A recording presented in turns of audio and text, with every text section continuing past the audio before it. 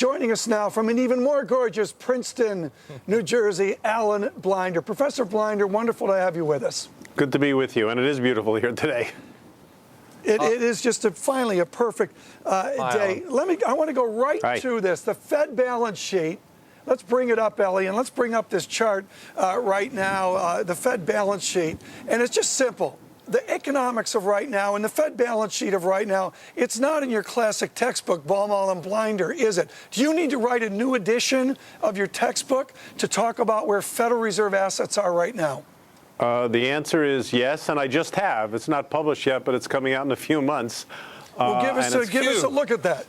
Well, it's got a whole, it has, among other things, a whole section on the contrast between conventional and unconventional monetary policy, the purchases of the Fed of very large volumes of assets that it wouldn't normally purchase. The former very large volume of lending, that's mostly been paid back, so that's not really on the Fed's balance sheet. And some even more unusual things, such as the purchase of those 39 or 30, I guess it was $29 billion of Bear Stearns assets way back when.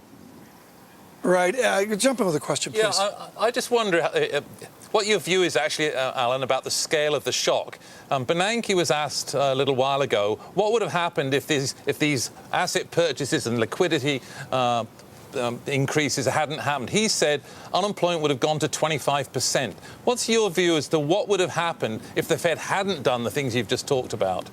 I think 25 is a bit high. Mark Zandi and I published a somewhat controversial paper last summer in which we estimated that if none of the things that were done to fight the crisis had been done, so that includes the fiscal stimulus, the stress tests, and many, many other things other than the asset purchases, but that include the asset purchases, that the unemployment rate right now would be more like 16% or a number in that ballpark. That's horrible enough. But I don't think horrible, we have to worry about the difference between 16 and 25.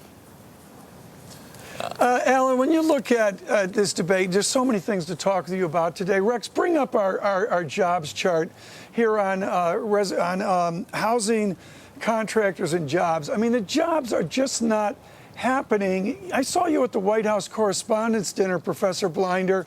Is it a gilded age? Are we running a policy right now for an elite and those jobs are lagging because of bad policy? I think we've been running a gilded age for some time now. As you know, the income inequality in the United States has just been rising since around the late 1970s, except for a brief pause, and this is important, during the second Clinton term. And why? Because we had a tremendously tight job market in that, and ordinary working people not only could get jobs, the unemployment rate trailed down to as low as 3.9%, but they could get increases. They could get real increases in their wages. But that turned out to be a brief fleeting moment, and we went right back to the trend towards inequality. And as you know, the share of the total income gains in our society that have accrued to the top 1% is just extraordinary. The exact number depends on the time period you pick, but the conclusion does not depend on the time period. It's extraordinarily large. I want to make clear, we got a stacked deck today. We got David Blanchflower, Alan Blinder, and Edward Balls, a politician. I'm going to say all on the same side of the fence. I want you two to talk about what the hawks get wrong. I think that's an important idea.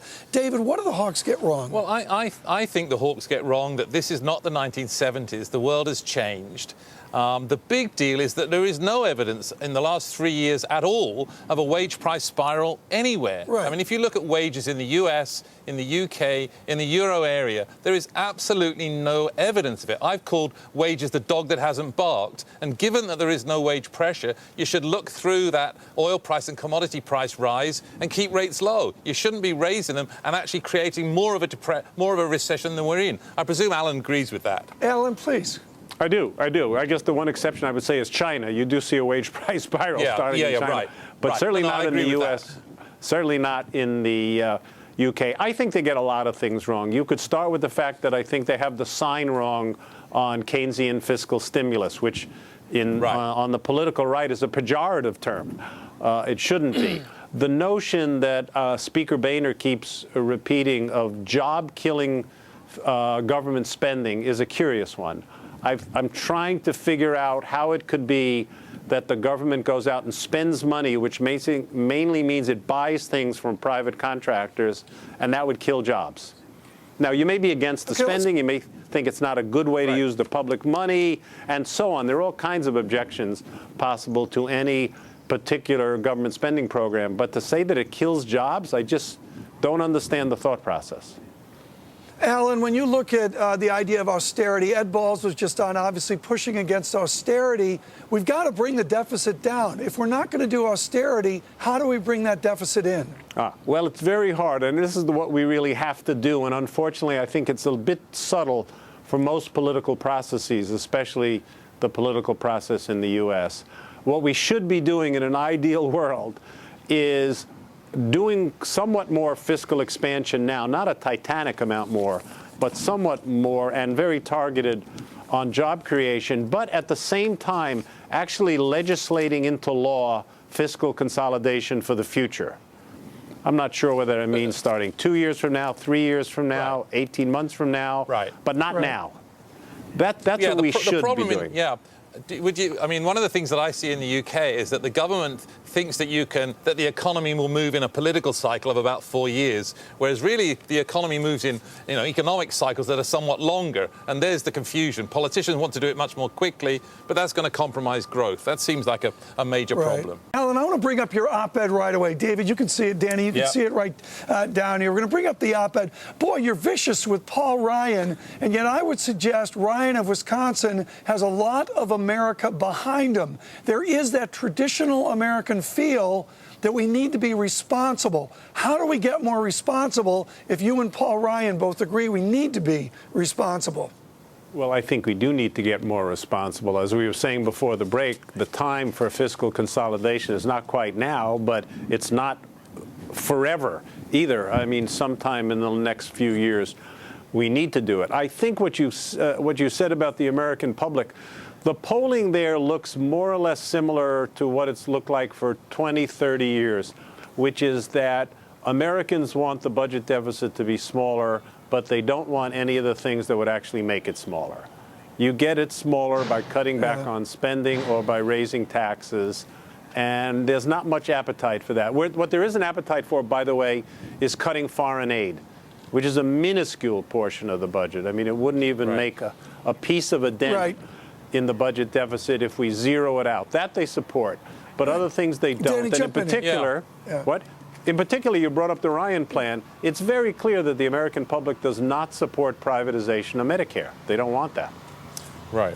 So just to paraphrase your view, in your Wall Street Journal op-ed a little while ago, you said, what helps you sleep well at night is knowing that there's gridlock, and the attempts at cutting the deficit are really just not going to happen now. Is that roughly characterizes your view, just not now? Yes, I think you were talking about the UK before. I find it the probability very remote that we would in the near term, so I mean in the year 2011, do a very substantial fiscal consolidation, which would presumably be a big cut in spending. Small ones, sure. There may well be a small one. There probably will be a small one. But a large enough one that would have significant macroeconomic impacts, I think it's quite unlikely in our system of government. I want to talk to both of you about this again. Bring up a note of the day, Rex, if you would. This is the idea from Peter Bookfire, Millard Tabak. We have PPI today, so what? We've got CPI tomorrow, so what? All the blinders and the Blanchflowers care about is core CPI. Alan Blinder, do you agree that inflation's transitory and the American public should relax?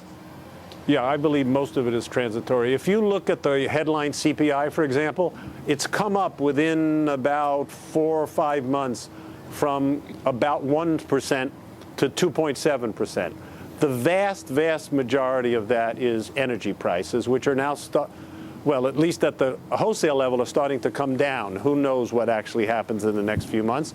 But they're not going to keep going up forever. The core inflation rate has also crept up a bit because there is pass-through of energy prices into core prices, trucking costs, electricity costs. Every business uses energy, but that's very muted.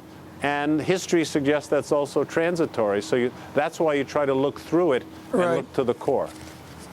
Danny? Yeah, and the one big difference with the UK, which has a much higher inflation rate, is simply because the government introduced a VAT tax, which on its own raises inflation by 1.5 percentage points. And in the UK, if you take out these temporary effects, the inflation rate goes from 4 to 1. Well, let's ask Alan Blinder, because you're really not an American, even though you've been at Dartmouth 23 years. Alan Blinder, should we have a value-added tax?